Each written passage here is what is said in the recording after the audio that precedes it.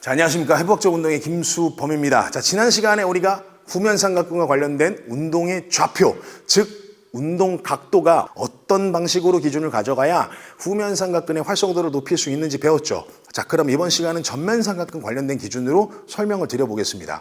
자, 요 기본적인 좌표 평면에 관련된 내용들은 이해를 다 하셨을 거예요.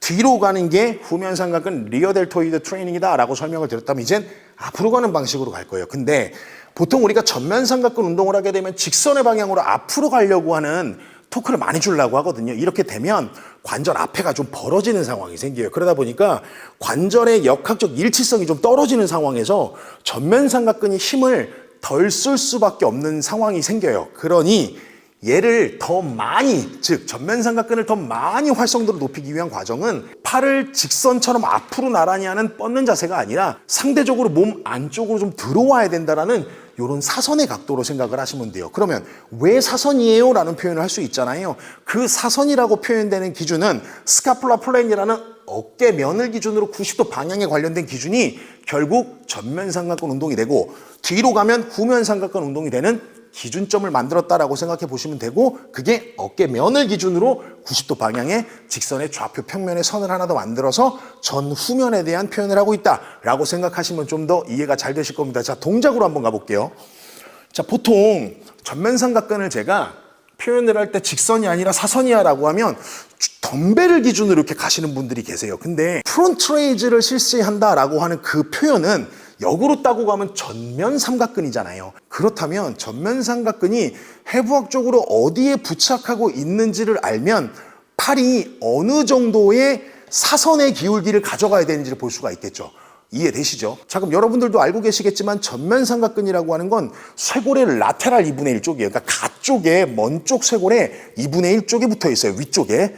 앞 위에요. 그리고 델토이드 튜버러시티라고 하는 데가 삼각근 조면인데 이런 방식으로 사선의 방향을 갖고 있어요.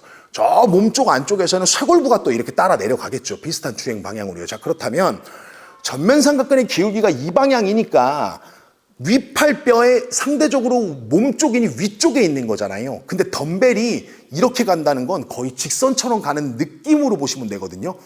조면이 일로 들어와야 돼요. 삼각근 조면이. 덤벨의 위치가 일로 들어오는 게 아니라 삼각근 조면이 일로 들어와야 되다 보니까 이렇게 가야 되는 거예요. 훨씬 더 많이 가야 되는 상황이에요.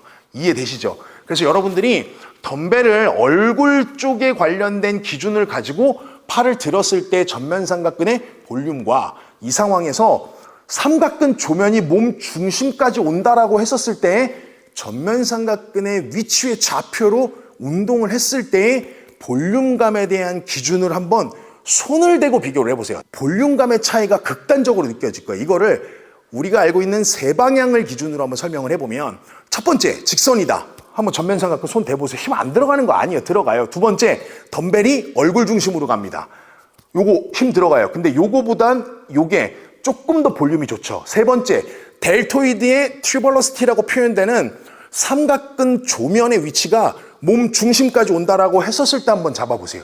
이랬을 때 전면삼각근의 힘과 볼륨, 그 다음에 근육의 수축 강도, 이런 걸 세 가지 방식으로만 비교를 하셔도 해부학적으로 위치를 이해하고 있다라고 하는 건 비슷한 자세들 같으나 근육의 활성도의 차이가 굉장히 많이 다를 수 있구나라고 하는 맥락으로 여러분들이 이해하실 수 있을 거라고 생각이 듭니다. 자, 전면삼각근 어떻게 하라고요? 덤벨이 얼굴 방향이 아니라 삼각근 조면이 얼굴에 가깝게 중심으로 올 수 있도록 충분하게 팔을 가로면에서 더 많은 내전을 포함하여 운동을 해주면 훨씬 더 많은 역학적 구조로 발달을 시킬 수 있는 근육의 힘선을 만들어 갈 수 있다. 이렇게 생각하시면 좋을 것 같습니다. 자, 다음 시간은 전면삼각근을 운동하는 데 있어서 전거근의 추가적인 활성도가 어떤 방식으로 일어나는지를 또 한번 설명을 드려보도록 하겠습니다. 다음 시간에 뵙겠습니다.